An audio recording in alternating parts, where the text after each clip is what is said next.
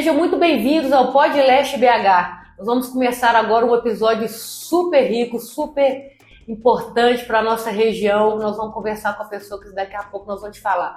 Mas antes da gente iniciar, não esqueça de curtir a gente nas redes sociais, seguir o nosso canal no YouTube, curtir, comentar, compartilhar. O seu comentário é muito importante para nós. E também agradecer o nosso café da manhã, a padaria Café da Manhã. Não deixe de visitar a padaria. Fica ali no Esplanada, na pracinha Santa Rita. Nós vamos começar o nosso episódio agora com uma mulher de luta, mas é luta mesmo, luta de verdade. Aquela que vai lá para sujar o pé de minério, o pé de barro. Sem mais delongas, vamos começar o nosso episódio, prosear aqui com a Edneia. Edneia, seja muito bem-vinda ao nosso Podleste. É o Podleste que vai dar a voz a leste. Muito bem. Aí, seja muito bem-vinda. Obrigada pelo convite, estou muito honrada. Delícia de espaço, parabéns, viu? A gente precisava mesmo, né, de dar voz. A gente precisa sempre de dar voz para as lutas, né, para as nossas questões. A gente precisa ter voz e dar voz, né? É verdade.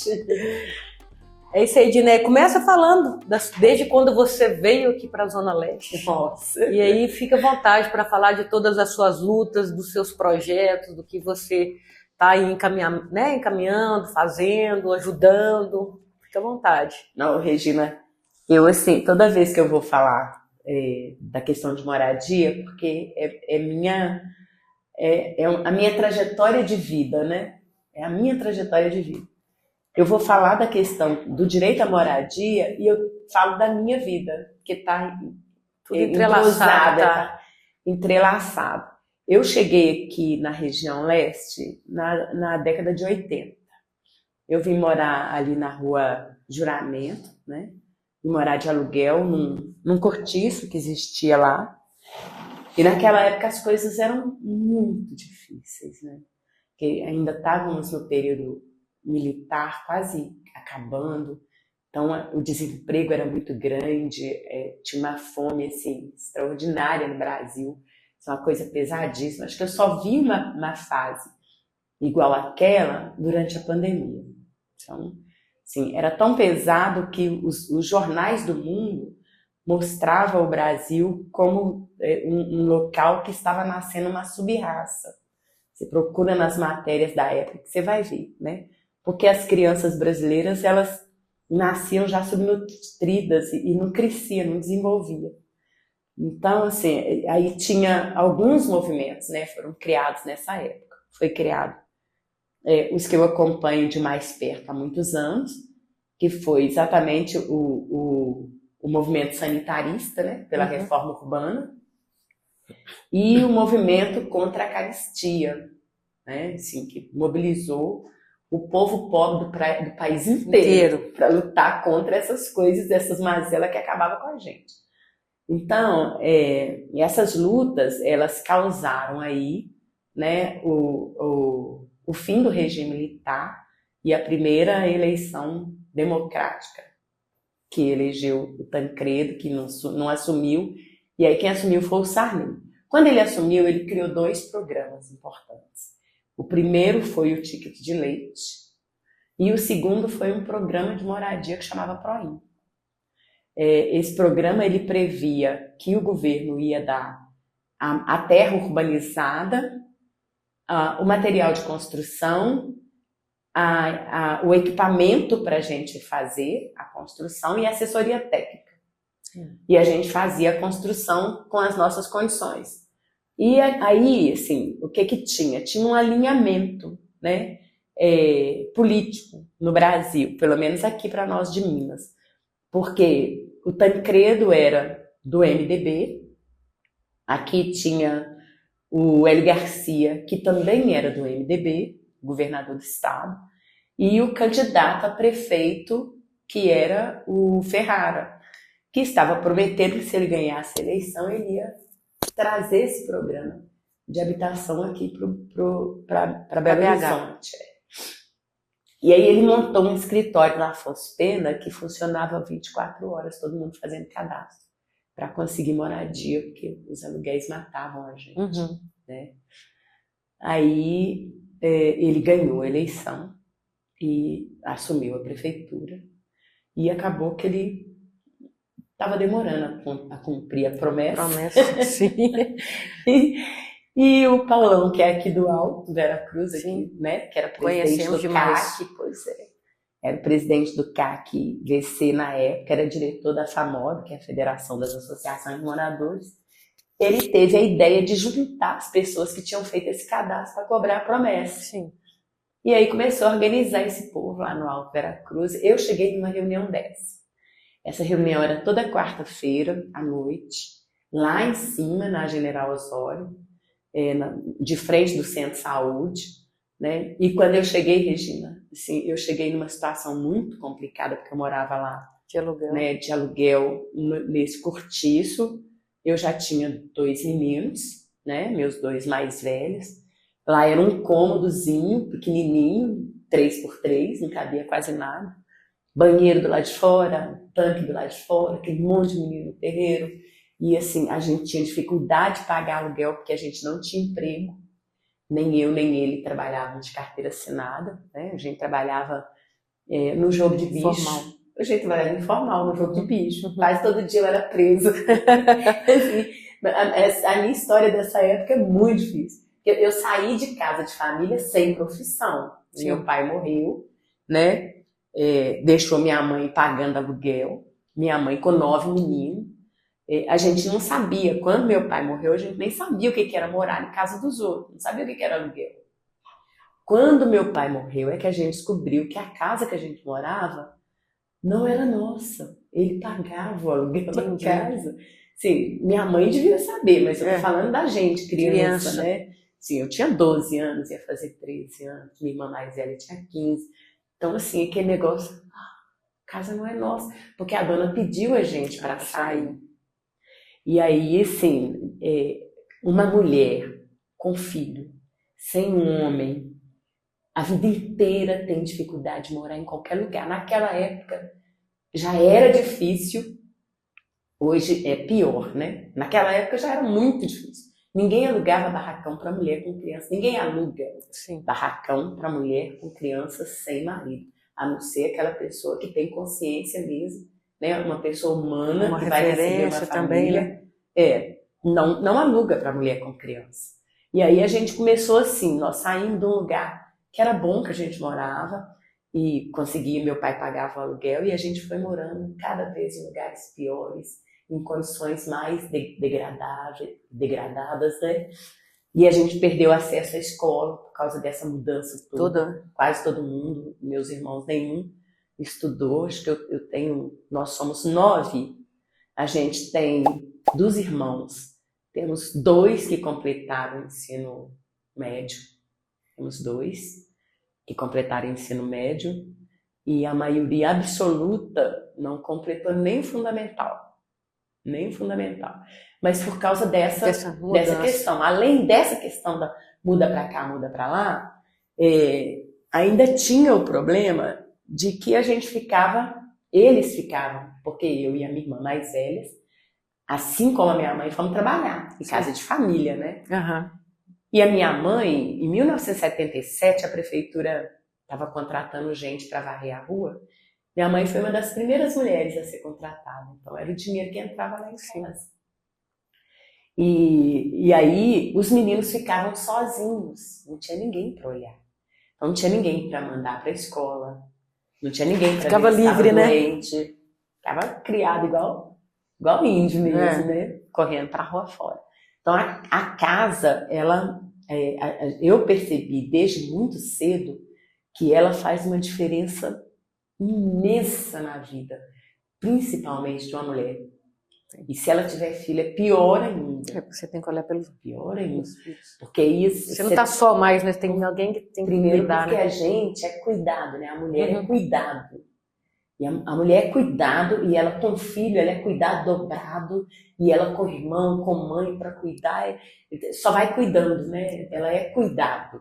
Criada para isso. A gente é criada para isso. Então, assim, eu descobri muito cedo o impacto da falta da moradia na vida da gente, porque a gente sofreu, assim, violentamente. E acabou que eu vim morar aqui exatamente por causa disso, que acaba que né? Eu tinha pouca idade, muito revoltada, a casa era muito ruim, não tinha lugar para a gente dormir.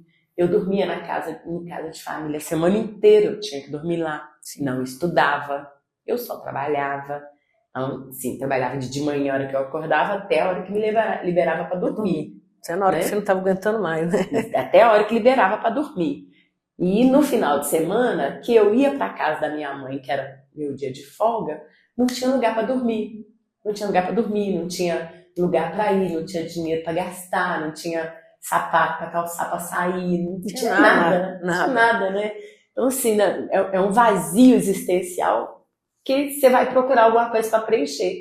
E normalmente a gente procura um negócio que piora a situação da gente. Eu, por exemplo, arrumei filho. Arrumei filho. E aí acabou que a gente veio morar de aluguel aqui, nesse cortiço, né, nessa condição. Eu saí da casa de família, fui trabalhar no emprego informal, que era jogo de bicho. Então, assim, eu ganhava mais, né? Tinha uma condição melhor de salário. Mas não era fixo, todo né? dia a gente estava preso. E não era fixo também, né? Era uma coisa que você ganhava, mas não... Era um dia que às vezes a gente não pode contar, né? É verdade. Na verdade, assim, você não pode contar, porque naquela época a repressão era muito maior do que é hoje. Então, por exemplo, se a polícia chegava e fechava o ponto, aquele ponto ficava manchado, você tinha que abrir outro em outro lugar. Aí o período entre você fechar aquele e abrir um outro é um período que você não tem uma cobertura social. Então você não tem ajuda nenhuma de salário até começar a trabalhar de novo, né? Mas assim, eu trabalhei dessa forma lá pro centro muito pouco tempo. Porque quando eu descobri o movimento... Isso, é que você conheceu lá através do Paulão. Menina, que eu cheguei dessas promessas todas. Aí você chegou lá no... Regina, eu cheguei lá nessa reunião na General Osório. Cheia de esperança, cheia de expectativa, porque o pessoal falou assim, tem um cara arrumando um povo para conseguir moradia lá no Alto Veracruz. Eu subi desesperada. É lógico. Quando eu cheguei lá, que eu vi a quantidade de gente, sim, aquele bolo de gente que você não conseguia nem mexer no meio. Eu pensei assim, meu Deus, e se eu ficar no meio desse povo que eu não vou conseguir ver casa nunca na minha vida? Nunca. No primeiro dia da reunião, eu fiquei esperando todo mundo ir embora, meus meninos, pequenininhos. E aí, quando acabou, o pessoal da associação foi arrumar as coisas para fechar a portinha, né, da loja. E aí eu cheguei e me ofereci para ajudar. Aí foi o primeiro passo para você entrar na luta da moradia. Primeiro passo para mim entrar, nunca mais eu saí. Nunca mais eu saí. Não tem como, né? Quem viveu sabe da dor do outro, né? Mas assim, eles me aceitaram lá. E aí eu comecei organizando os cadastros. Eu organizava por ordem alfabética, né? E assim, eu sou muito boa com conta, com essas coisas. Com guardar memória, eu sou ótima para guardar, para escrever. Então, assim, fiquei fazendo essas coisas, acabou que eu virei a secretária do movimento. Já começou a se destacar ali dentro do movimento, né? Eu virei a secretária do movimento. Então, eu organizava o cadastro de todo mundo, organizava as visitas que a gente fazia, sindicância na casa de todo mundo, eu organizava as agendas que a gente tinha, né? Então, a gente começou a ir atrás do prefeito, e aí, numa dessas reuniões, a gente decidiu fazer caminhada uma vez por mês. Porque vocês começaram a cobrar da promessa dele, né? A promessa, a gente vinha lá da General Osório até na porta da prefeitura, a pé, uma vez por mês. Eu era criança, mas eu lembro falar das casinhas do Ferrara. Tinha um que eles falavam, né? As casinhas que eles falavam. Até hoje ainda fala, né? As casinhas do Ferrara. Mas aí, numa dessas descidas, a gente sequestrou o Ferrara lá dentro da prefeitura. Fechamos Afonso Pena em Goiás, e era muita gente. Porque, assim, no cadastro, a gente tinha mais de 8.000 famílias. Nossa, muita cadastradas. 8.000 famílias, não é nem pessoas, é famílias, né? Regina, eu tenho foto das nossas caminhadas descendo para ir para a prefeitura. Tem algumas também do jornal lá da época que registrou. Você vê um mundo de gente andando a pé para chegar até lá na porta da prefeitura para cobrar a casa. Você fala assim. E eu estava lá no meio. Então, quando a gente conseguiu a liberação do terreno, nem era o Taquaril que a gente queria, porque o terreno lá era condenado para moradia. Sim, foi uma bênção do céu, né? Mas o programa, ele tinha um problema, que ele dava 6 vezes para a gente construir e morar, senão aquele terreno ia para outra família. Porque dependia de vocês, né? Eles te davam tudo, mas a mão na massa era sua. E né? aí o tudo para nós não chegou, Regina. Não chegou material, não chegou equipamento, só chegou um engenheiro, alguma coisa de material. Você também é antiga aqui na região, as pessoas mais antigas aqui da região vão lembrar, que falavam que o Taquaril era um cemitério de lona preta. Sim. Porque a gente não dava conta de construir a casa e morar, então tacava lona para e mudava. Demarcar o terreno que é seu, senão outro. E mudava para lá, para outra família. Sim, eu lembro. Eu mesmo morei numa casa assim, né? Era meio alvenaria e meio lona, sabe? Para não perder meu lugar de morar. E assim, tô lá até hoje, quase 40 anos, a gente lutando para melhorar a cada dia. Lá era muito difícil, porque não tinha água, não tinha luz, não tinha nada. Não tinha Demorou muito depois que todo mundo ocupou o seu espaço? Porque foi uma ocupação de espaço para que todo mundo precisava, né? Mas você tinha que chegar. Eu posso te falar que os problemas... Para chegar água... Se bobear, não chegou direito até hoje, né? Na verdade, assim, desse ponto de vista, não chegou direito até hoje mesmo, não. Porque chega na marra de vocês, né? Mas na luta mesmo. A água, nós moramos lá, a gente mudou em 1986, a água chegou em 1989. Não, 3 anos. Em 1989. O centro de saúde, que nem chegou lá no conjunto, chegou aqui no Taquaril, no bairro, né? É esse aqui do pé do morro, perto da doutora da Copasa. Ele chegou em 90. Ali é o bairro, mais para dentro é o conjunto. Lá em cima, lá na Praça Che Guevara, da entrada da Fazenda Vista Alegre para baixo é que é conjunto. Né? O resto, descendo antes da praça cá, é bairro, depois é o conjunto. Taquaril, exatamente. E porque o conjunto ele é feito de setores, né? São todos os setores. Sim. Hoje são 14 setores, a gente conta 15 com a ocupação Terra Nossa, que está recente lá, desde 2010. Então, assim, o Centro de Saúde chegou em 89, a água chegou... Não, o Centro de Saúde chegou em 90. A água chegou em 1989. E a água chegou na seguinte condição. A gente não aguentava mais beber água de caminhão-pipa que ia para a construção, né? E aí a gente decidiu vir a pé na Copasa para cobrar. Sim. Você chega lá na sala da Copasa, da recepção, tem uma foto de caminhada do Taquaril, com as mulheres todas com as latas d'água na cabeça, lá na porta deles cobrando água. Tem uma foto da gente lá, na sala da Copasa lá. E aí a Copasa falava com a gente que não tinha jeito de colocar água lá, porque não tinha pulso para a água subir. Falava com a gente que não colocava água por causa disso. Mas aí alguém... E o povo sempre dando solução para quem tinha que vir com a solução. Não né? Você vai contar da solução. Pois é. E essa solução nossa foi interessante. Mas aí alguém descobriu que ia a água da Copasa para a fazenda, Vista Alegre. E descobriu onde é que ficava esse cano. E aí a gente decidiu fazer um gato nesse cano. E fizemos um gato imenso, levando água pro bairro todo. Quando foi no outro dia, a Copasa estava lá. Era nem gato, mas era um tigre, né? Um tigre. A Copasa estava lá para colocar água pra gente, né? A luz chegou mais ou menos nesse mesmo período também, mas porque o Nilton Cardoso, ele era o governador eleito já, e ele estava fazendo uma reunião com as lideranças para tratar de campanha, e aí a gente descobriu essa reunião e colocamos a Jo, conseguimos colocar a Jo, que era presidente do Centro Comunitário de Taquaril, dentro desta reunião. E aí ela foi, encostou o Nilton Cardoso lá na parede, fez um acordo com ele, e aí ele foi e mandou colocar a luz pra gente, em troca de apoio a um candidato a vereador que ele tinha na época, que era da CEMIG, chamava Rui Tangari. A gente trocou, né, apoio, falou, então vou mandar colocar a luz, vocês apoiam o Rui, tarará e coisa. E aí Jo saiu da reunião e a gente tinha que escolher um tema para colocar nome em todas as ruas e número nas casas. Para ter para colocar a luz. Identificar, né? Por isso que lá no Taquaril, todas as ruas que são do conjunto tem nome de bairro, que era mais fácil, né? Pra gente fazer. Na hora falar. Na Nova Suíça, Betânia.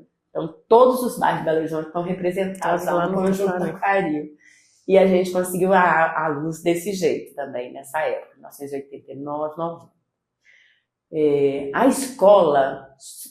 escola e o centro de saúde do conjunto só chegou a partir de 1993, com a eleição do Patrus. Aí a gente conquistou algumas coisas no orçamento participativo, mas antes do Patrus trabalhar com orçamento participativo lá no Taquaril... Foi ele que implantou lá esse orçamento no Taquaril, foi o Patrus, é isso? Na verdade, porque o orçamento participativo era da cidade toda. Sim. Mas a gente tinha uma condição tão degradada de vida lá, e era tão difícil, que as ruas principais o Patrus mandou fazer fora do orçamento. E ele mandou fazer porque no primeiro ano do governo dele, em 93, teve uma chuva pesada e lá era muito difícil. E a criançada tinha que vir a pé para estudar aqui no Alcidas Torres, né? Quem não estudava no Alcidas pegava o ônibus para ir estudar lá na Fafiche, lá no Santo Antônio. Então tinha que chegar na escola às 6h30 da manhã em ponto para pegar o ônibus. E eu estou falando de criança que passou a noite inteira carregando água na cabeça. Sim. Né? Então os meninos chegavam na escola e dormiam, chegava tudo cheio de barro, tudo, né, vermelho de minério, poeira. Né? Minério, vermelho de minério, de poeira mesmo. Então, assim, aí numa dessas chuvas que deu, uma das crianças que estava indo para a escola foi arrastada pela correnteza. E o corpo dela foi encontrado lá em Sabará. Nossa. E o Patrus, assim, ele não foi só ele, comoveu. Fato de indignar todo mundo, de comoção, né? Todo mundo. E aí ele foi e mandou fazer as vias principais que a gente tem lá, que são 5 vias que dão acesso, né, estrutura o bairro inteiro. São 5 vias lá. E ele mandou fazer essas vias fora do orçamento. Ele mandou fazer a Escola Fernando Dias Costa fora do orçamento. E ele mandou fazer o Centro de Saúde Novo Horizonte fora do orçamento também, com recurso próprio do município. E a gente entrou no orçamento para garantir outras coisas, né? Para complemento ou as vias continuar evoluindo, agregando e melhorando. Exato. Né? Sim, o Taquaril é um lugar que eu posso falar. Quem não conhece, né? A gente tem local lá que eu falo assim, ela tem 600 degraus de escada para você chegar no asfalto lá em cima e colocar o saco de lixo. Ou para você pegar o ônibus para ir trabalhar. E eu tô falando 600 degraus de escada. Agora imagina você subir essa rampa sem absolutamente nada, só barro, para você escorregar nele.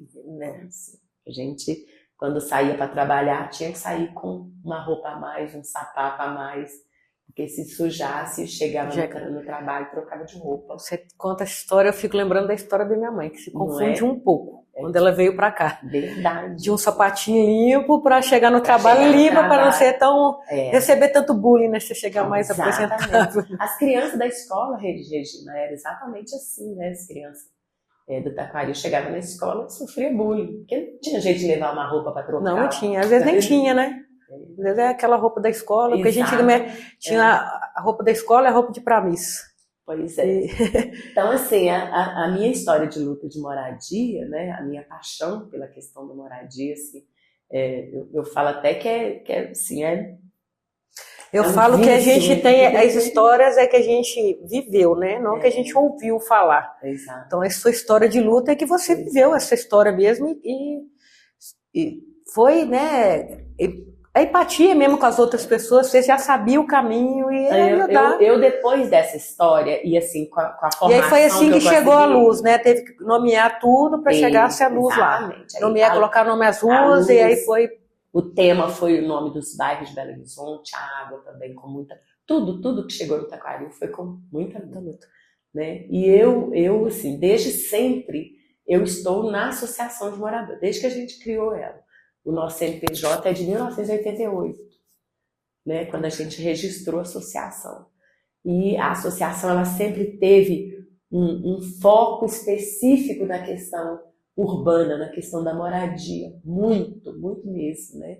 Porque as casas que foram liberadas lá não coube todo mundo. Não foi suficiente. Não foi suficiente. E o que foi feito das pessoas que não conseguiram? Você foi agregando depois? Olha, uma grande parte Ou ainda delas não mora lá conseguiu? com a gente. Sim. Porque todas as áreas que estavam, entre aspas, planejadas para ser praça, para ser área de comércio, para ser outros equipamentos, foi tudo tomado por moradia. As áreas de preservação, porque lá tem áreas de preservação ambiental rigorosa, né?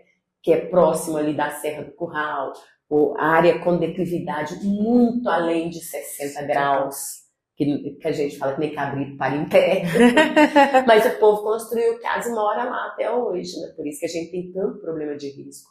Até hoje a gente e a tem luta muito parece que não tem fim, né? Não, a luta parece que não tem fim. Mas ela diminui, conforme a luta da gente, ela vai diminuindo. Não, com certeza, vai evoluindo, vai melhorando. Sim, mas assim, a gente às vezes tem uma impressão nossa. Que não vai acabar nunca, né? A ajuda do governo tem, mas não é o suficiente. E você tem que insistir, tem que sacudir o sistema para que ele vá lá e ajuda. Olha, essa questão da ajuda do governo também é fundamental na construção dessa história, né? Porque, assim, o Patrus, ele além de conseguir trazer visão para as áreas periféricas da cidade, que antes não estavam, apesar da cidade de Belo Horizonte ter o primeiro planejamento de favela do Brasil, a gente tem uma lei que chama Profavela, a lei do Profavela, ela garante direito à titularidade, garante direito à infraestrutura urbana, garante um monte de direito, ela é da década de 80, antes da Constituição Cidadã, e a gente não conseguia esses benefícios, fazer com que esse benefício saísse da lei e virasse realidade. E só cortando, essas casas que vocês foram lá e entraram, tá no nome de vocês conseguiram toda a titularidade? Não. Porque existe isso, né? Você tem lá, mas ainda não é seu. Exato. Então lá ainda tá dessa forma? Lá no Taquaril, a gente você tem falou a de titularidade, posse, tem a posse, mas não tem a escritura. A gente tem a posse, mas não tem a escritura. Entendi. Então, tem alguns locais no Taquaril que agora tem escritura, a partir de 2010, né? A partir de 2010, a prefeitura titulou o setor 8 e o setor 3, porque a gente tinha urbanização, todas as ruas estavam prontas. Porque até então é necessário a gente tocar em algumas leis, né? Até 2017, tinha uma lei que regulamentava o direito à titularidade de posse de imóvel.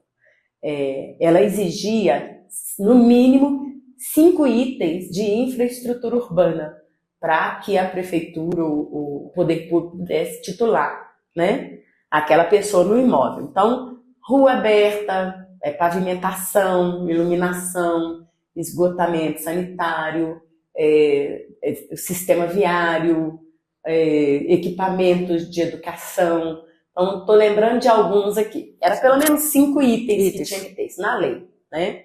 E a gente não tinha. A gente não tinha nenhum. Entendi. A gente não tinha nenhum deles. Ainda tinha que ir atrás disso tudo. Né?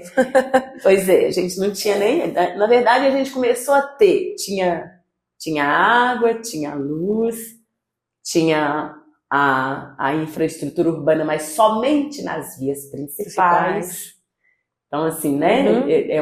Tinha mais com uma vírgula. Restrições. E tinha o equipamento extremamente insuficiente, que é para todo o conjunto, que é maior do que muita cidade no estado de Minas Gerais. Com certeza. Que era uma escola e um centro de saúde. Não tinha creche, não tinha nada. Então, sim, a gente não conseguia ter, conforme foi melhorando a urbanização, que foi possível titular o setor 8 e o setor 3. Então, essa lei, ela caiu a partir de uma nova visão que foi aprovada agora em 2017, que é a lei do REURB. Ela não é uma lei bacana, eu já começo falando assim, não é uma lei bacana. O que não é uma lei? Não é uma lei favorável. Não tanto. você vai ver que assim, é um negócio bacana de um lado, mas que do outro o prejuízo é muito grande. Dá com uma mão, pega. Pega muita isso, mais ou coisa menos com a isso. outra, exato. A lei do REURB, que é a 13465 de 2017, ela foi criada, ela foi aprovada para flexibilizar toda a ocupação ilegal do Amazonas, da área do Amazônia, né? Uhum. Então, a intenção foi essa. Então, sim, nós íamos perder a nossa pulmão do Brasil, né? Nem vou falar pulmão do mundo, não, porque é o mundo que cuidasse do seu. Mas a gente tem o nosso, que é a Amazônia, né? A gente precisa cuidar dela. E essa lei, ela flexibilizava um monte de coisa, mineração, exportação de madeira, não sei o que lá. O que explica todo esse desastre ecológico que tudo que nós estamos vivendo hoje. A titularização de áreas de grileiro, que planta arroz, que não sei o que lá, que cria gado, porque isso tem muito naquela região do Amazonas, que é imensa, né? Sim. Vai lá no Pará, aquelas crises lá de grilagem, de terra, né? Exatamente, seria tudo resolvido com essa lei.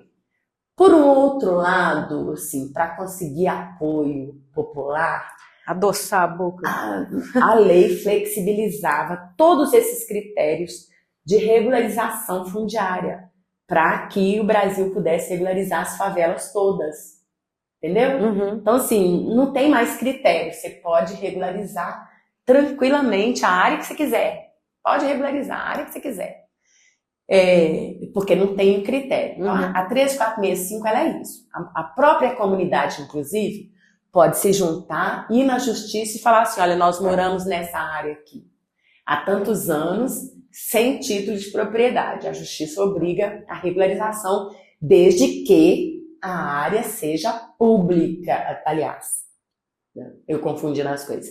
Desde que a área seja privada e o proprietário dessa área não tenha entrado na justiça requerendo o despejo da ocupação. Sim. Entendeu? Porque quando a área é privada, não existe uso capião para a área privada. Para a área pública. Não existe. Não existe, né? O que existe é o direito real de uso, que é a lei a medida provisória 2220, lá de 2001, né? E que também ela é concedida pelo poder público, ela nem passa pela justiça, ela é concedida quando o poder público quer. Então, assim, na área privada, se o proprietário não tiver reclamado a posse, as pessoas que estão ocupando ali podem entrar na justiça, porque a lei do REURB protege o direito. Amparo, né? Essa lei ela é tão complexa que ela criou, ela estava criando, isso não foi aprovado, não. Ela estava criando a possibilidade de você criar solo, tipo assim, né? Porque criar solo, porque quem cria solo é o poder público, é a prefeitura. Sim. Por exemplo, você compra um lote de 3 mil metros, você pode fazer 3 mil metros de construção. Se você faz os 3 mil metros de construção e quer fazer mais 3 mil em cima da laje dos 3 mil que você fez, você está criando solo. Entendi. Entendeu? Porque aqui, ó. Verticalizando, você vai criando mais solo. Quanto mais você verticaliza, mais solo. Nós estamos numa briga danada na cidade aí por causa disso, né? Porque tem um instrumento que regula isso, chama outorga onerosa, que está lá no plano diretor, que os empresários brigaram com a gente aí por causa dele. Mas é exatamente isso, a gente falando com o empresário. Olha, você comprou 3 mil, você não pode construir 6. Na verdade, você até pode, mas se você devolver uma parte desse lucro para a gente investir naquela área da cidade que não tem nada, você topa? Aí o empresário veio e falou assim, não, então você não pode construir. Para uns é de um jeito, né? Para outros que é... Pois é. Mas aí, sim, isso é uma outra luta, né? Que a gente fez aí, infelizmente... Fomos vencidos nela, mas vamos voltar de novo na conferência. Foram vencidos, mas não foi o final, né? Não foi não. A luta ainda não terminou, justamente. Então é isso, sabe? A luta de moradia, a gente precisa entender que ela está intrinsecamente ligada em tudo. E que quem tem moradia hoje precisa pensar no seu de amanhã. Eu penso muito nisso, que hoje eu estou tranquila, depois de muita luta, depois de 40 anos de luta. eu tenho um local que eu posso chamar de meu, que eu vou. Mas e os meus netos? E os netos das minhas netas? E os filhos das minhas né? netas? Nem os filhos, né? Né? Assim, então, a gente tem que deixar preparado para as próximas gerações. E deixar preparado. Pelo menos o caminho, né? Vai por esse caminho. Pois é. Deixar preparado, pavimentado o caminho já está, que é a Constituição, né? A moradia, ela está assegurada na Constituição como um direito fundamental, né? Na verdade, um direito fundamental, assim como saúde e educação. Está lá no artigo 6º da Constituição Federal. E, além disso, ela está na Carta dos Direitos Humanos, né? Está dizendo que moradia é o princípio fundamental da dignidade humana. Sem moradia a pessoa não consegue emprego, não consegue saúde. Você não tem existência, né? Você não tem um endereço, você não tem uma existência. Não é? Você não é ninguém. Qual a sua referência, né? Vamos dizer assim. Eu falo com o pessoal do movimento de moradia assim, gente, vocês já viram alguma vez alguma professora ir dar aula para uma criança em situação de rua? Lá na rua que ela mora? Deveria, né? Mas não tem como. Se a criança está na rua e ela tem que frequentar a escola, e a escola não está lá na rua onde ela mora, alguma coisa está muito errada. Está muito errada, a conta não está fechando, não fecha. Saúde. Você já viu alguma vez um pediatra ir atender uma criança que está morando na rua? Não, eu nem vou pegar uma criança, não. Um idoso, uma pessoa que está carente. O idoso é o geriatra, né? Você já viu algum geriatra? Que eu estou falando de direito, assim. Eu tenho uma especificidade de saúde, sou idosa, moro em situação de rua. Eu preciso de um geriatra, um especialista. Já viram alguém atendendo um idoso assim na rua? Então, assim, tá muito errado. Muito errado. Precisa nem nas especialidades e eu nem acho clínico que geral. O médico não ir lá, não. Eu acho que condição, né? A pessoa tá lá. A pessoa que não deveria estar lá. Porque a moradia é o princípio. Mas já que já está, deveria ter algumas políticas públicas para ir até essa pessoa. E eu entendo. Porque às vezes até quando ela vai no posto, vai fazer o cadastro, mas qual é o endereço dele? Como é que é isso? Pois é, mas eu entendo, Regina, que a primeira política pública para atender essa pessoa em situação de rua é a moradia. Porque se a gente atende ela com moradia lá atrás, a hora que eu falei que eu penso nas minhas netas, nas filhas das minhas netas, já tá ali, né? Eu estou fazendo um planejamento para que ninguém vá para a rua. Sim. Entendeu? Então, assim, a moradia ela tem que ser vista dessa forma. Tem que ser garantida. Há tanta coisa que vem atrás disso, né? Porque geralmente a pessoa que está na rua tudo vem atrás. É a moradia, às vezes nem a moradia, às vezes é uma política que não teve ali, e aí as pessoas estão numa droga, estão na bebida. Sim. Aí você cria espaços, mas não cria o espaço completo, porque hoje todas as pessoas que transitam na rua têm seu pet, tem toda uma situação que ela não é acolhida numa totalidade, aí ela prefere continuar numa situação. Exatamente. Então, assim, uma coisa vai puxando a outra. E é tão complexo, né? E você tem, assim, no mundo inteiro, você tem tantos modelos, tantas formas de você fazer moradia agregadora. Isso não dá para ficar batendo na mesma tecla, porque esse morador, essa pessoa que transita ali, não vai se não puder levar os seus. Pois é. Aqui em Belo Horizonte até começou a trabalhar umas questões assim há alguns anos, sabe? Em 2001, o Fernando Henrique ele copiou um modelo de moradia lá da França. Muito bacana o modelo. Claro que a gente teve que melhorar ele, porque você traz o modelo, a realidade quem traz diferente, né? reflete sempre diferente. Ele trouxe esse modelo, que era o programa de arrendamento residencial, que é basicamente isso. A pessoa vai arrendar uma casa. Ela vai arrendar uma casa. Ela vai pagar como se fosse um aluguel durante 15 anos. No final dos 15 anos, aquele imóvel é da pessoa. Sim. Independente das melhorias que tenham ocorrido na região que está aquele imóvel ali, independente disso. Não tem a valorização, é aquilo que está combinado lá atrás. Sabe, assim, não é agregado valor de benefícios, né, da região, do entorno ali, naquele imóvel. E o contrato é 15 anos, o título é seu. Você me pagou o arrendamento, que era como um aluguel, por 15 anos, agora eu vou te dar, porque o imóvel é seu. o imóvel é seu. E esse contrato, ele tinha alguns benefícios, tipo assim, a partir dos 5 anos de pagamento, se a pessoa quisesse quitar, ela ia lá no banco, quitava com desconto. Sim, Desconto até bacana, sabe? E a prestação dessa casa, o arrendamento que a pessoa pagava, bem menor do que o aluguel que ela pagava. Então, assim, super bacana o projeto, sabe? Super bacana.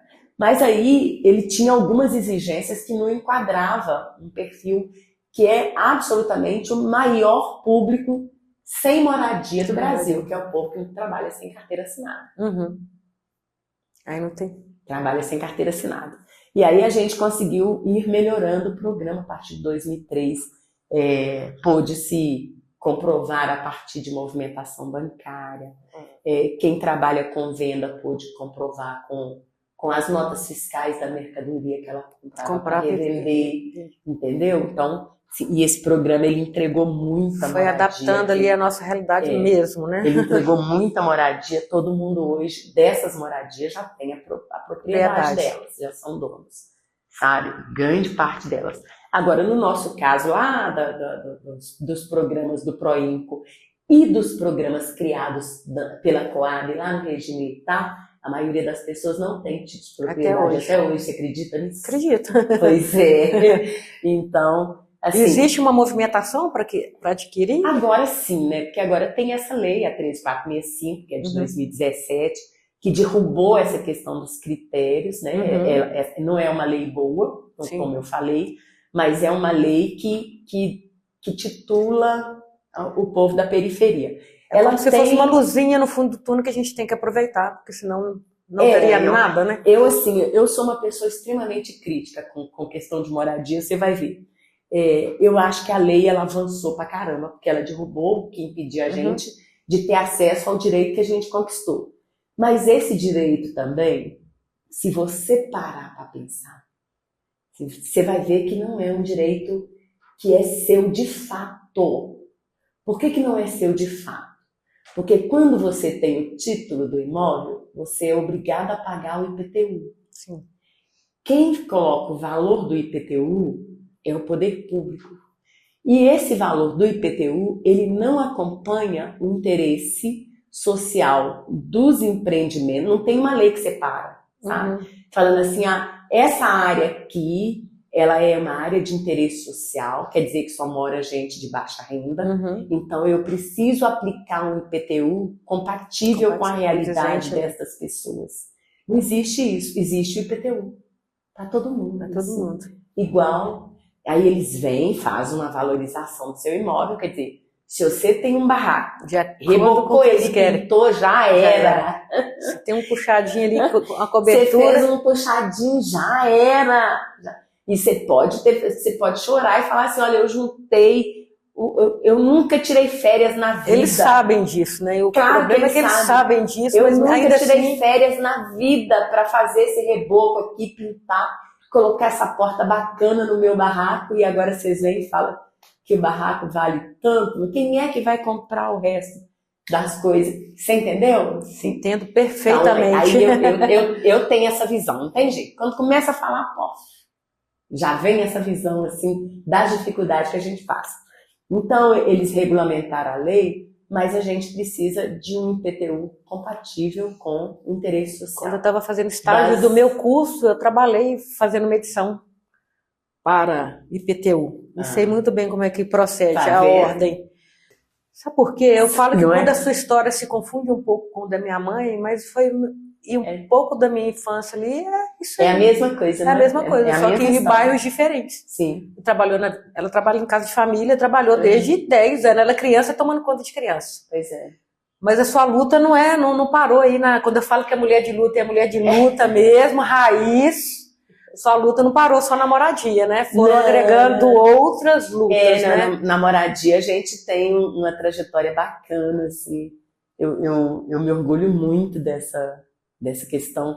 Eu falo assim que eu fico sem comer e sem dormir para conhecer os programas novos de habitação que estão sendo lançados. Para entender ali o que é que tem que evoluir junto para ver se de fato está favorecendo quem precisa, né? Por exemplo, tem um programa aí que que todo mundo só fala nele, né? O Minha Casa Minha Vida. A primeira coisa que as pessoas precisam saber... É importante você tocar nesse assunto. Nossa, Regina, assim, eu vou agradecer de novo o espaço aqui, porque esclarecer isso para as pessoas eu acho que é fundamental, é ponto fundamental. As pessoas precisam entender que não existe, em Belo Horizonte, não existe grupo de Minha Casa Minha Vida. Estão ouvindo, gente? Não existe grupo. Não existe, gente. O que existe aqui? Existe um sistema municipal de habitação que está escrito numa lei, que é a Lei 6.508 de 94, que se as pessoas entrarem lá na página da prefeitura, vai ver quem cuida do sistema público de habitação em Belo Horizonte é a Urbel, e esta lei, ela regulamenta o funcionamento, né? E está dizendo o seguinte: quem é que divide as unidades habitacionais produzidas no município? São os grupos de moradia, os núcleos e as associações habilitadas pela Urbel. Tem uma lista lá na página da prefeitura desses grupos que podem fazer isso. Você vai olhar lá. Isso podem fazer organizar as pessoas e colocar as pessoas no cadastro. Que desde 2015 é online. Então, outra informação importantíssima para todo mundo que está ouvindo a gente. Pessoal, bateu na sua porta querendo fazer seu cadastro, não existe. E nem online. É só isso. Se alguém virar para você e falar assim, eu fiz o seu cadastro estando aqui em Belo Horizonte, você vai entrar numa página que o endereço eletrônico é http://urbel.pbh.gov.br/núcleos. Vai inserir o seu CPF e aí você vai ver se você está cadastrado ou não, porque é online o sistema, é todo online agora. Então ninguém mais fica enganado, só vai... Em Belo Horizonte, não. Isso é muito importante, porque agora tem um lançamento de verbas, né? Justamente para Minha Casa Minha Vida, então vai ter muita obra. Fiquem atentos, né? E aqui em Belo Horizonte, mesmo que seja o Minha Casa Minha Vida, o CPF da pessoa tem que estar neste endereço eletrônico que eu passei aqui. O coordenador, o presidente ou a pessoa responsável pela reunião vai falar com a pessoa, olha, eu te cadastro. Outra coisa, assim, fundamental, não paguem absolutamente nada. Por quê? Porque isso é um programa do governo. E a associação, ela é sem fins lucrativos. Ela pode receber uma doação, uma contribuição de associado, que tem que ser definida em assembleia com as pessoas que participam. Não pode existir esse negócio da liderança chegar e falar, me dá X que eu te dou a casa, porque liderança nenhuma tem casa para dar para ninguém. Liderança que de verdade não vai ter casa. Não tem casa para dar para ninguém, né? Então não paguem, porque se você paga e você toma um calote e vai lá na Urbel reclamar, você não consegue, você consegue tirar esse grupo da política habitacional. Isso é fato. Tem uma comissão de ética que fiscaliza. O grupo é expulso, nunca mais ele consegue entrar, mas a pessoa que comprou o direito também não consegue entrar, porque só existe corrupto porque alguém foi lá e se corrompeu. Justamente. Não tá certo? Então, quando não existe quem compra... É a lei da vantagem. A pessoa está querendo uma vantagem e não é assim que funciona, Exatamente. Né? Então, olha, vamos ficar atento, fazer as coisas direitinho, porque infelizmente no Brasil nunca teve casa para todo mundo. A história do Brasil, ela é muito triste. Quando nós estamos falando aqui, a gente está falando da maioria absoluta do povo negro, que sempre foi excluído do direito à terra, historicamente excluído do direito à terra, né? Lá em 1850, antes da abolição da escravatura no Brasil, a primeira coisa que o Brasil fez foi editar uma lei de terra. Vai lá no YouTube que você vai ver, no Google, né? Você vai ver a lei de terra que impede a gente de ter acesso à terra. Está escrito lá na lei. O Brasil tem umas leis que, assim, que se a gente conhece, a gente fica doido. A gente, eu não acredito nisso, que horror. E as pessoas não entendem o que é racismo ambiental, o que é racismo... A gente precisa entender a nossa história para a gente saber o lugar que nós estamos, por que a gente está nesse lugar. E o que a gente gente tem que veio... fazer para não aceitar esse lugar e lutar para que ele melhore, porque é direito da gente, né? Então, assim, e esse negócio é absurdo, né? Porque colocaram o povo preto todo na rua, sem emprego, Sem nada. sem comida, sem casa, Sem dinheiro. sem educação, sem direito absolutamente nenhum. Ainda trouxeram os italianos para trabalhar de carteira assinada. Sim. E com casa. Eles tinham casa, nós não. Então, assim, a gente não tem casa, temos que lutar para ter espaço nesse país brasileiro que é o nosso, né? E essa luta não é fácil, então não vai cair casa do céu, não tire o seu dinheiro para dar para absolutamente ninguém, mas cobre o seu direito. A partir do momento que você se filiou numa associação, exija a transparência, porque é seu direito, exija a transparência. Faça como eu, lembra que eu falei, né? Eu cheguei e falei assim, meu Deus, eu vou ter que entrar para esse negócio, senão eu não vou ter casa não. É esse que tem que ser o espírito da gente. Contribuir, quando a gente né, vai correr atrás. Correr atrás. Não é colocar só o nome. Não é colocar só o nome. Não é porque você está dando uma contribuição ali que seu direito está garantido. Não é uma luta que a gente faz. Diária. Né? Nós estamos vendo aí, ó, o governo federal voltou com a Minha Casa Minha Vida, mas aqui em Belo Horizonte tem uma luta da Câmara Municipal para que não se construa casa nos terrenos que foram definidos para fim de moradia. Tem uma luta da Câmara contra isso, né? Então é bom que as pessoas fiquem atentas. Quem está participando aí, não pague. Se falar, gente, ó, é porque nós vamos fazer Minha Casa Minha Vida entidade. Beleza, Minha Casa Minha Vida entidade também tem um lugar que você verifica se a entidade que você está dando a contribuição está inscrita e pode desenvolver esse projeto ou não. Né? Exato. É lá na página do governo federal, no Ministério da Cidade, e tem os telefones também que você pode ligar e pode procurar informação. Olha, o Centro Comunitário do Taquaril está habilitado aí para fazer Minha Casa Minha Vida entidade? A gente precisa ser curioso. Sim. A gente precisa ser curioso. Principalmente quando a gente está defendendo direito, né? E aí eu falo com o coração pesado de dor, porque eu sei o tanto que moradia faz falta, o tanto que é desesperador na vida das pessoas. E as pessoas costumam, sim, vender tudo que tem dentro de casa para dar dinheiro para golpista. Para golpista, justamente. Não pode, gente. Não está na dúvida, procura associação, procura as pessoas que estão na luta, as pessoas que estão aí há quantos anos. Aqui em Belo Horizonte, está na dúvida, procure a Urbel. Não precisa procurar nenhum grupo. Para não ter dúvida, assim, né? Para não ter dúvida, para que não haja, procure a Urbel. E eu sempre oriento da melhor forma possível, sabe? Pegou orientação na Urbel, dependendo, teve dúvida, pede para escrever e assinar. Sim, pede um protocolo, alguma coisa, né? Que protocolo, saiu dali. Protocolo a informação saiu dali, oficial. Exatamente. Então, assim, porque quem tem informação detém o poder, né? Sim. E a gente precisa saber que informação quem tem é quem corre atrás. Justamente, depende de cada um. Depende de cada um. De ir, correr. Exato. E se informar. É o que você falou, não adianta colocar só o nome lá, não. Tem que se juntar, tem que fazer movimento, para, se for preciso, bater lá na porta da prefeitura, da Câmara, de qual órgão que for. Pois é. E aí a gente está nesse corre, sabe? Em moradia, nós fizemos alguns fora, né, da política habitacional. Acho que nós temos a única cooperativa que deu certo aqui em Belo Horizonte. É ali no Jardim Vitória, nós entregamos lá. Mas nós fizemos um regime diferente. A gente começou a cooperativa com o apoio do poder público, mas com a contribuição dos cooperados que compraram o terreno.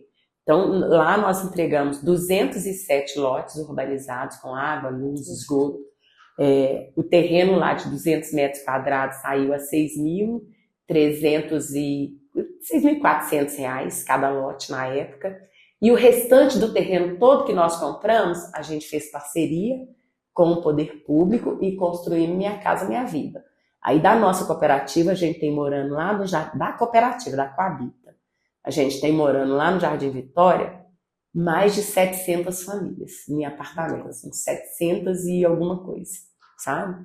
E aí tem os núcleos de moradia também, que a gente, como nós somos histórico na luta de moradia, a gente tem gente morando em tudo quanto é conjunto da cidade de Belo Horizonte inteira, sabe? Tem 40 anos de luta, nós estamos nessa construção desde 94, da política, da lei da política de habitação, a gente participa, sempre participando dos espaços burocráticos, né, que são os conselhos que fazem as leis, que acompanham as políticas, que fazem essa transparência.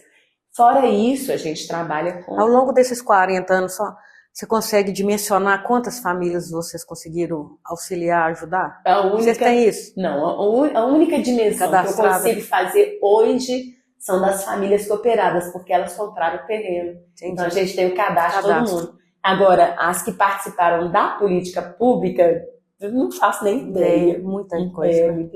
Graças a Deus. Eu quero não ter memória.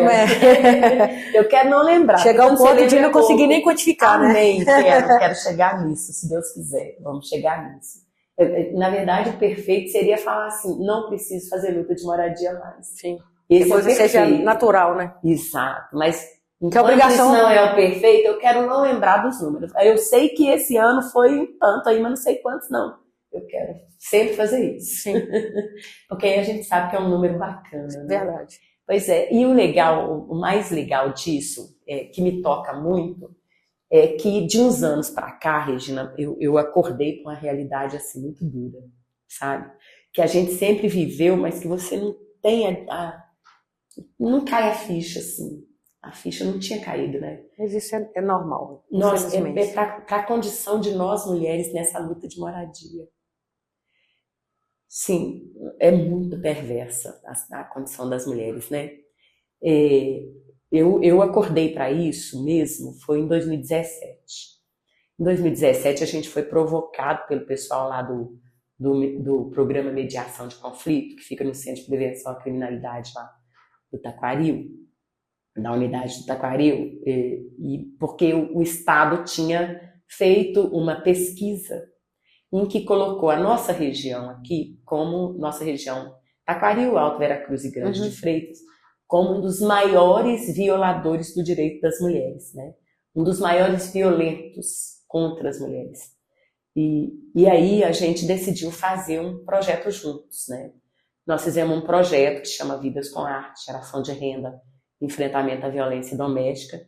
E esse projeto, lá em 2017, o objetivo dele era criar na nossa Praça Che Guevara, a única que tem lá no conjunto, uma feira de arte e artesanato, aonde a gente ia expor os produtos que as mulheres iriam fazer em grupos específicos que a gente ia formar para capacitar para o trabalho, né? Fazer formação de costura, de artesanato e aproveitar esse espaço para tratar das nossas dores. Sim. Sabe? Assim, tratar das nossas dores, tratar dos nossos problemas, que quando a gente divide eles fica mais leve, né?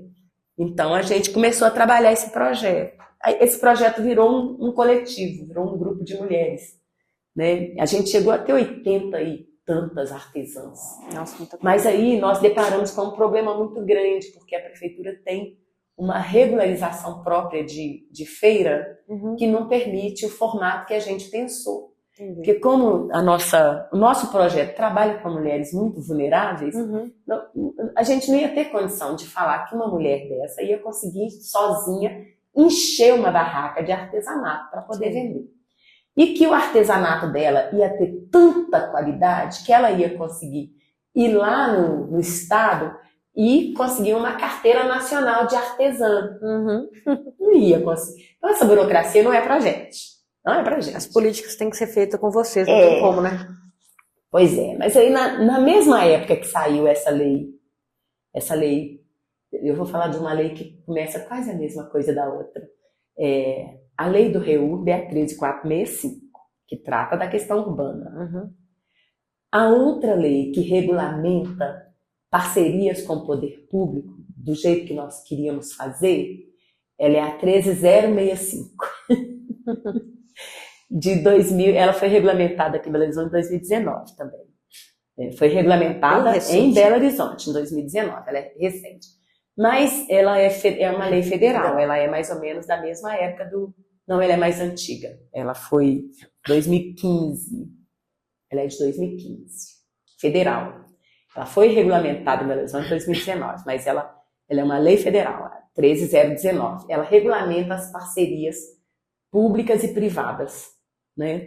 E aí essa lei fala o seguinte, que uma associação de moradores pode, por exemplo, fazer um projeto igual nós fizemos, distinguir o público que nós queremos trabalhar, que é um público em vulnerabilidade, que é um público prioritário, que são mulheres, e que nós queremos gerar renda para essas mulheres que pagam aluguel, que cuidam dos filhos sozinhos, que têm problemas de violência doméstica, inclusive, por isso que estão nessa condição. Nós queremos trabalhar a cidadania dessas mulheres, o empoderamento econômico dessas mulheres.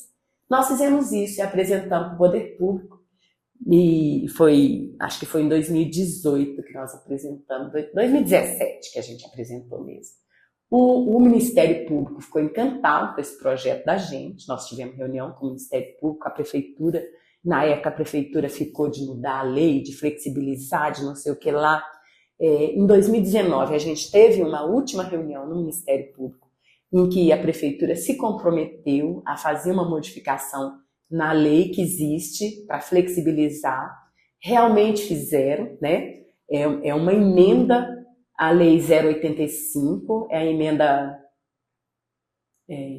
047, exatamente. É 047, a lei é a 085, que trata da questão de uso do solo, né? De posturas, aliás, do Código de Posturas.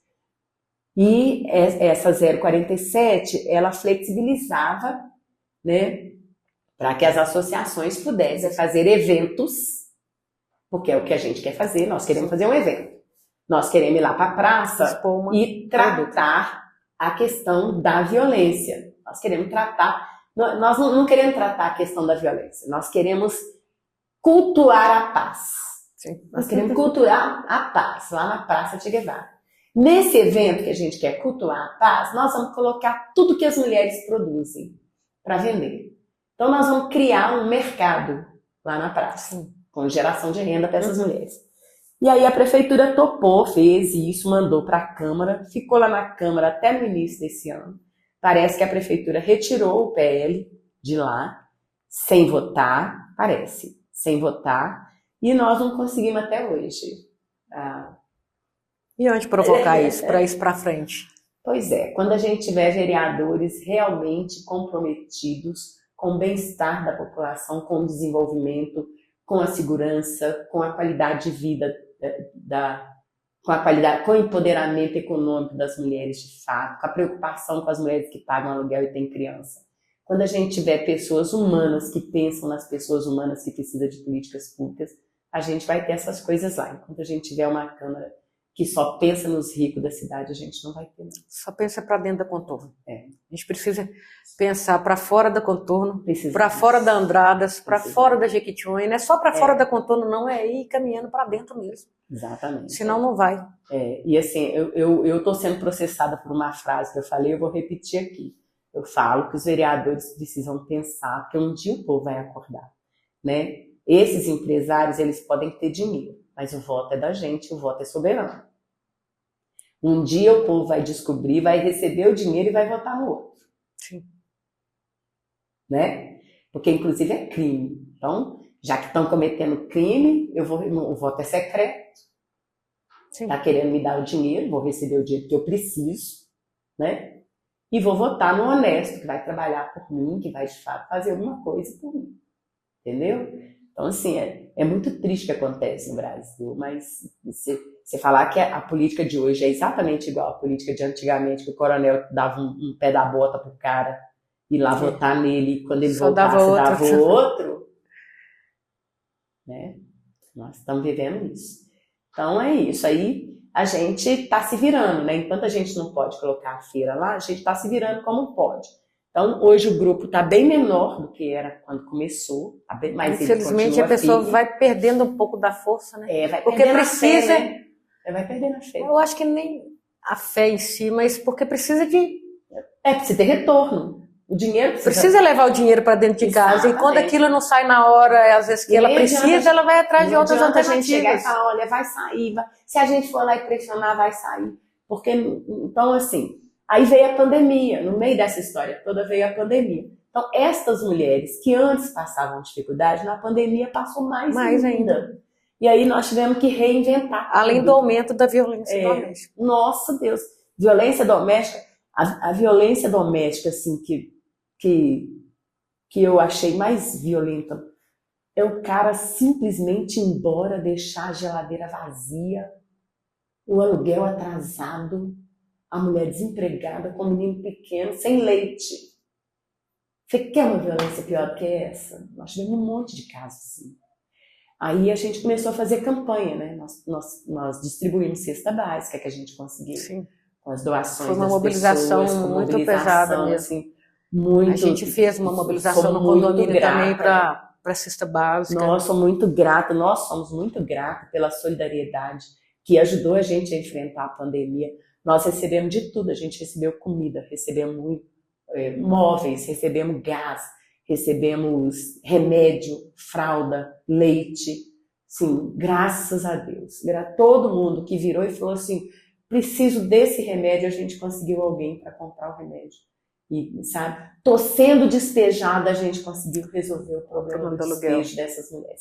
Nós montamos, pra você ter uma ideia, nós montamos um grupo para ir conversar com os proprietários dos imóveis que estavam colocando as mulheres para fora, na plena pandemia. Você vê, ia ser gente em situação de rua, mulher, né? Mais ainda. Mulher com criança na rua durante a pandemia. E até isso, mas aí a gente fez esse grupo, foi lá, conversou, e aí naquele desespero a gente virou e falou assim, olha, nós precisamos arrumar alguma coisa para arrumar renda, né? O que nós vamos fazer? Aí, assim, nós fizemos umas campanhas, e a primeira ideia que surgiu era da gente montar uns kits de material de unha.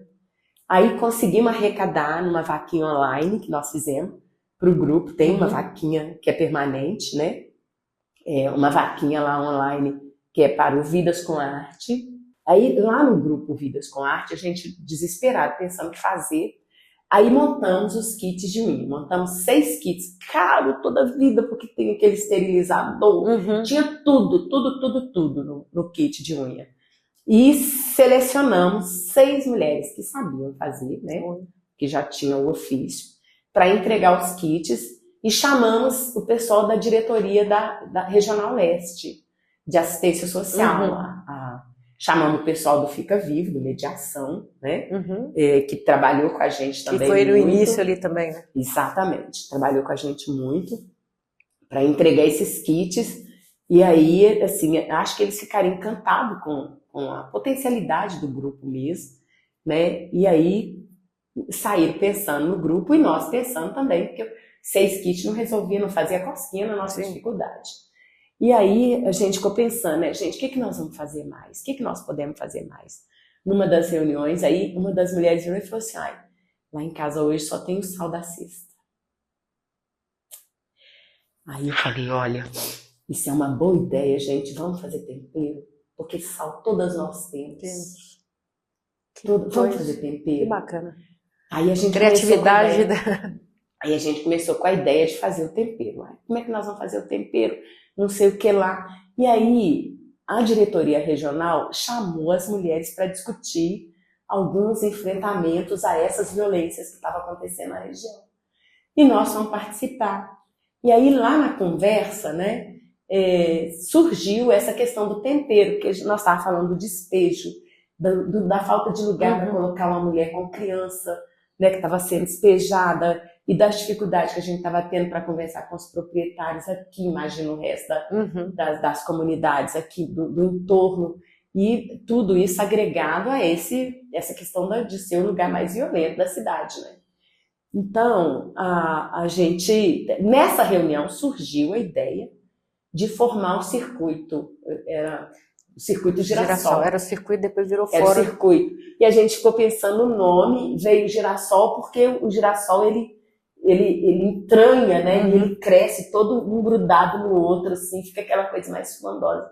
mais linda. E a gente entendeu que é juntas. Que é o espírito de comunidade, de luta mesmo. Exatamente. Que é juntas que a gente vai vencer essa violência. E aí nós fizemos os primeiros eventos do circuito online.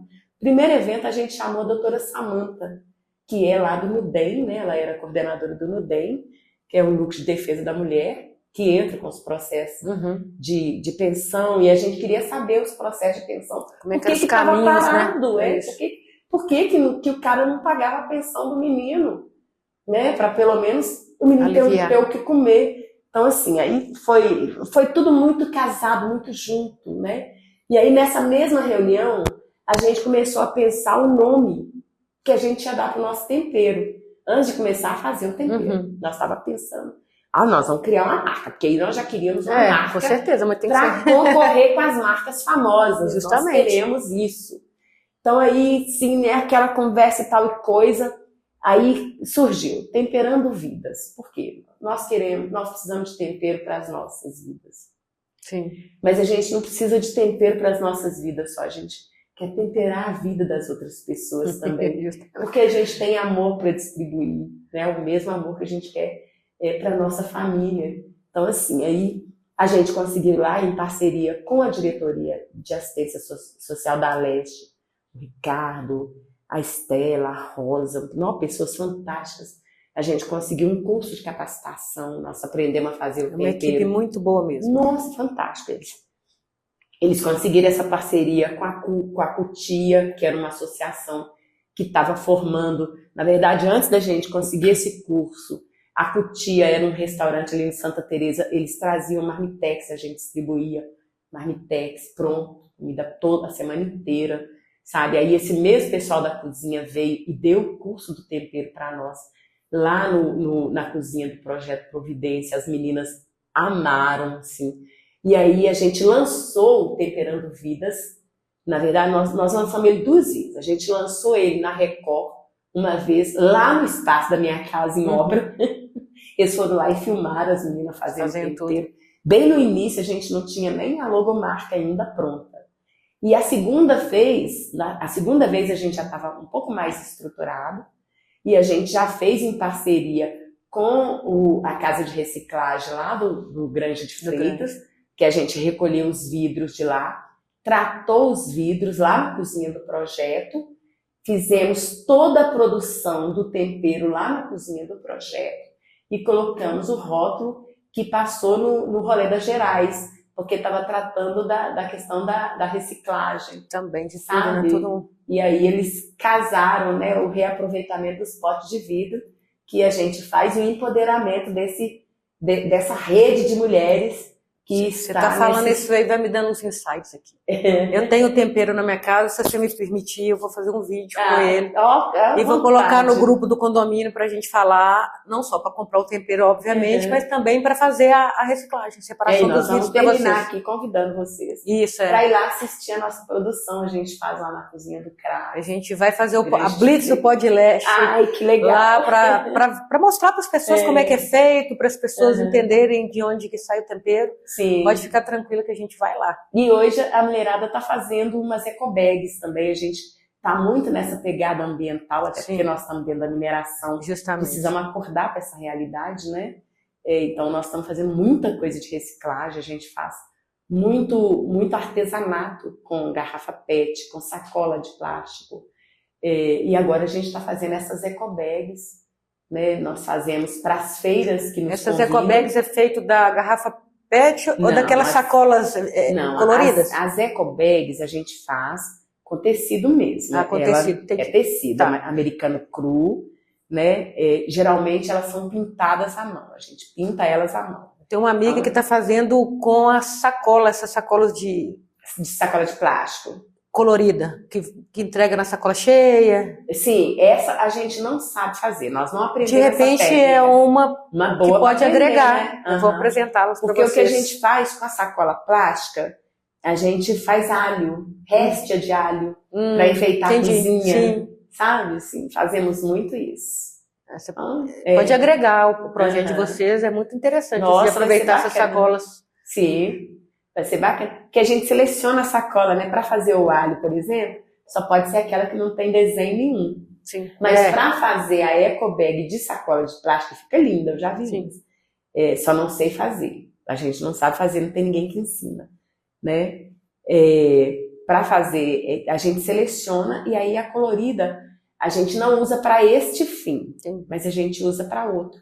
Porque nós temos alguns projetos, toda quinta-feira a gente distribui verdura, então a gente usa essas sacolas também. Se tiver juntando sacola, não tiver ninguém para doar, pode doar para a gente, que nós usamos ela para distribuir as verduras. Pode né? ser. Assim, nós recebemos tranquilamente.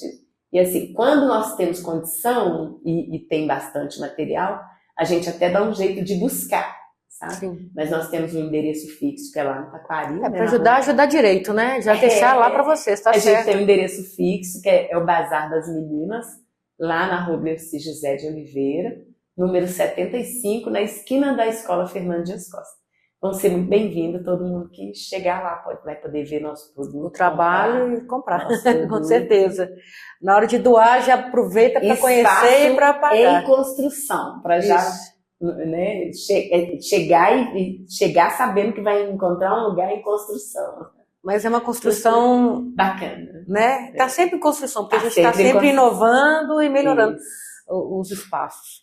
Quando eu falei que era uma mulher de luta, Edneia é referência na luta da mulher, na luta da moradia.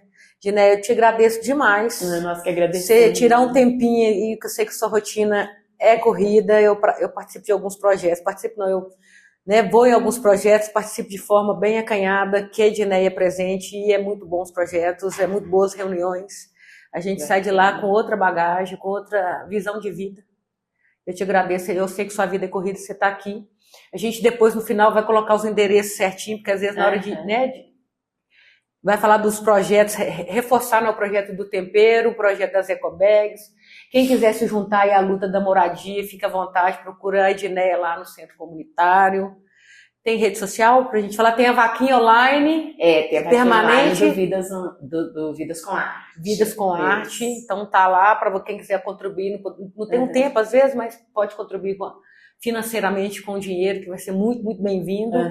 Tem alguma rede social, Edneia, que você queira falar para o pessoal, para te seguir, para saber dos projetos? Eu acho que é só essas mesmas, porque assim, a rede social da questão da moradia, eu nem queria divulgar, não quero divulgar, não. Eu acho que as pessoas de Belo Horizonte precisam procurar o Urbel. Urbel, já vai direto na Urbel. Quando for lá no centro comunitário, já vão indicar para o Urbel. Porque eles já indicam o grupo mais próximo da casa, que está regularizado, organizado, bonitinho, para que a pessoa possa participar. E esse projeto Circuito Girassol, gente, que era só da Zona Leste, ele agora... É da cidade toda, É da cidade toda, ele agora se chama Fórum Circuito Girassol, que é uma vez no mês tem a reunião... Sim, lá no CRJ a gente está fazendo, né? As reuniões acontecem no CRJ, a quarta-feira, a última quarta-feira do mês, eu não me lembro. Não é. Ou não tem uma coisa... Mudou agora, né? Eu acho que é a segunda terça-feira. Mas é importante, fiquem atentos às redes sociais do CRJ também, porque lá tem toda a programação do espaço. Tem outras situações lá também importantes, né? E o circuito é um lugar bacana, porque a gente pode colocar todas as questões que nos afligem para discussão e buscar solução conjunta, né? Porque ninguém tem fórmula para nada, a gente constrói. E é na reunião que vai ter os encaminhamentos, né? Para quem está, infelizmente, em situação de violência doméstica. Ou às vezes com a questão financeira, de emprego, de trabalho, vai discutir ou sobre precisando tudo. De um abraço, de vez em quando a gente só quer um abraço. Às vezes a gente não tem o que falar, dá um abraço, gente. Toma um café e dá um abraço, isso é coisa melhor. Importante. Igual a Regina fez hoje, um café e um abraço, coisa boa. Obrigada, Regina. Eu que agradeço. E a gente está finalizando aí mais um episódio, mais uma entrevista maravilhosa que só acrescenta para a nossa vida. Obrigada. Eu que agradeço. Obrigada pelo carinho.